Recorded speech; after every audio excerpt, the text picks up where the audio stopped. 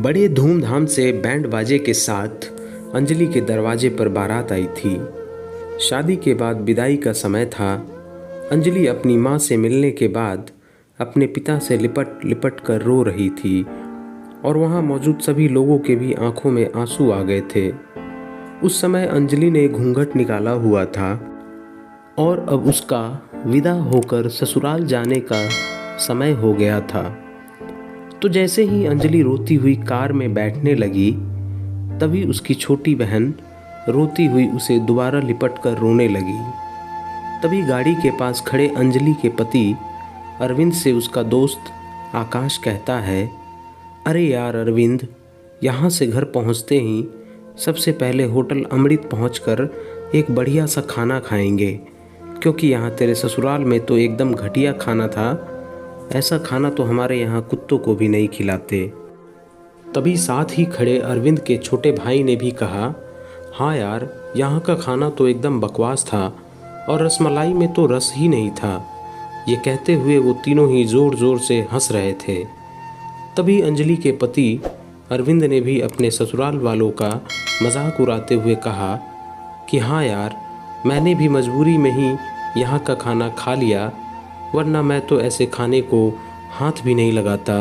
और अब पक्का हम तीनों घर पहुँचते ही होटल अमृत का खाना खाएंगे।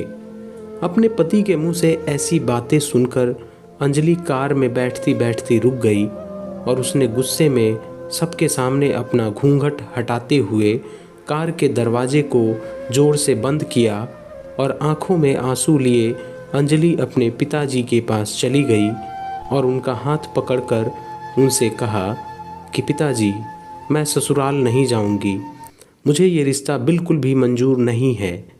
ये बात अंजलि ने इतनी ज़ोर से कहा कि सब लोग उसकी बात सुनकर हक्के बक्के रह गए। सब लोग अंजलि के नज़दीक आ गए और अंजलि के ससुराल वालों पर तो जैसे पहाड़ ही टूट पड़ा हो। वजह क्या थी ये किसी को भी समझ नहीं आ रहा था। तभी अंजलि के ससुर राधे प्रसाद जी ने आगे बढ़कर अंजलि से पूछा कि अंजलि बेटी, क्या बात है, तुम अचानक ही शादी होने के बाद अपनी विदाई होने के समय यूं शादी को नामंजूर कर रही हो।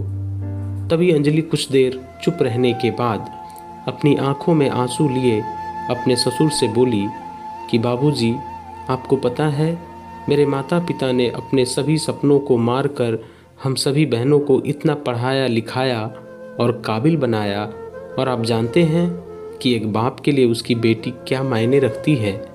वैसे आप और आपका बेटा कभी नहीं जान सकते, क्योंकि बाबूजी, आपके घर में तो कोई बेटी है ही नहीं।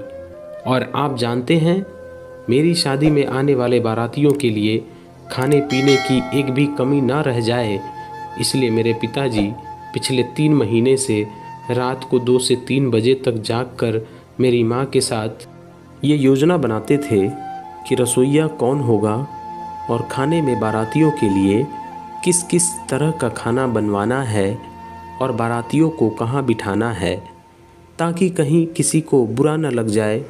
और शायद आप नहीं जानते कि मेरी माँ ने पिछले 1 साल से एक भी नई साड़ी नहीं खरीदी, क्योंकि मेरी शादी में पैसों की कोई कमी न हो जाए। और आज भी मेरी शादी में मेरी माँ मेरी बड़ी बहन की साड़ी पहनकर खड़ी है।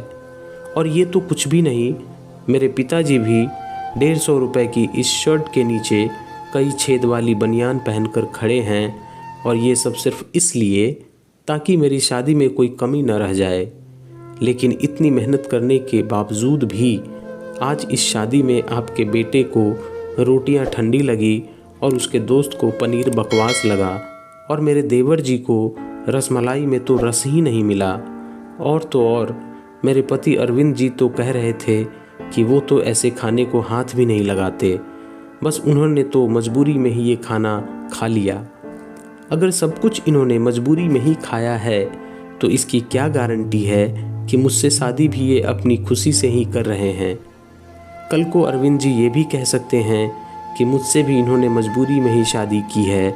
और अंजलि रोते हुए अपने ससुर से यह भी कह रही थी कि जिस माता पिता ने मेरी शादी में दिन देखा न रात, बस शादी की तैयारियों में लगे रहे, उन माता पिता पर आज आपके बेटे और उनके दोस्त यूं जोर जोर से हंस रहे हैं और उनकी इतनी बेइज्जती कर रहे हैं।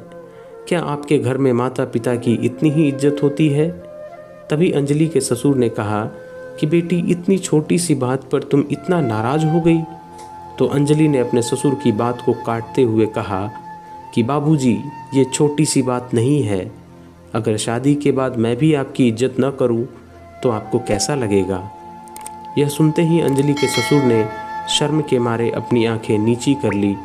तभी अंजलि ने कहा, लेकिन बाबूजी, आप चिंता न करिए। हमारे अंदर हमारे अच्छे माता पिता के संस्कार हैं। किसी की बेइज्जती करना, ये सब हमारे माता पिता ने हमें कभी सिखाया ही नहीं है। ये सुनते ही अंजलि के पिताजी रमाशंकर जी ने आंखों में आंसू लिए अपनी बेटी को गले से लगा लिया और उससे कहा कि बेटी, मुझे गर्व है कि तू मेरी बेटी है और अब तू शांत हो जा। बेटी, तुझे मेरी कसम, तू इन्हें माफ़ कर दे और खुशी खुशी अपने ससुराल चली जा। तभी अंजलि का पति अरविंद भी अंजलि के पिताजी और अंजलि से हाथ जोड़कर माफ़ी मांगता है और कहता है कि बाबूजी, मुझे माफ़ कर दो, सारी गलती मेरी ही है। लेकिन आज आपकी बेटी ने मुझे एक पिता की इज्जत करना सिखा दिया और आज के बाद मैं हर किसी के माता पिता की हमेशा इज्जत करूँगा। उसी वक्त अंजलि के ससुर राधे प्रसाद जी भी आगे आकर अपनी बहू अंजलि के सर पर हाथ रखकर कहते हैं कि मैं तो बहू लेने आया था, लेकिन ईश्वर बहुत कृपालु है। उसने मुझे बहू के रूप में एक बेटी दे दी और वो भी इतने अच्छे संस्कारों वाली, जो कि माता पिता का भी इतना सम्मान करती है। और अब बेटी, मेरे कहने से इन नालायकों को भी माफ़ कर दे, मैं हाथ जोड़ता हूँ तेरे सामने। तभी अंजलि अपने ससुर जी के दोनों हाथों को पकड़ लेती है और कहती है कि नहीं बाबूजी, आप मेरे पिताजी के समान हैं, कृपया आप मेरे सामने हाथ मत जोड़िए। तभी अंजलि के पिताजी रमाशंकर जी भी कहते हैं कि समधी जी, आप मेरी बेटी के सामने हाथ जोड़कर कृपया हमें शर्मिंदा मत कीजिए।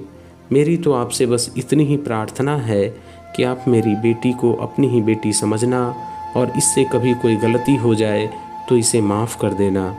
तो राधे प्रसाद जी ने अपने समधी रमाशंकर जी का हौसला बढ़ाते हुए कहा कि आप बिल्कुल चिंता मत करिए, बल्कि अब तो अंजलि बेटी ही हमारे पूरे घर को संभालेगी और अब यही हमारे घर की लक्ष्मी है। ये सुनकर अंजलि के पिताजी बहुत खुश हो जाते हैं और अपनी बेटी को खुशी खुशी विदा कर देते हैं।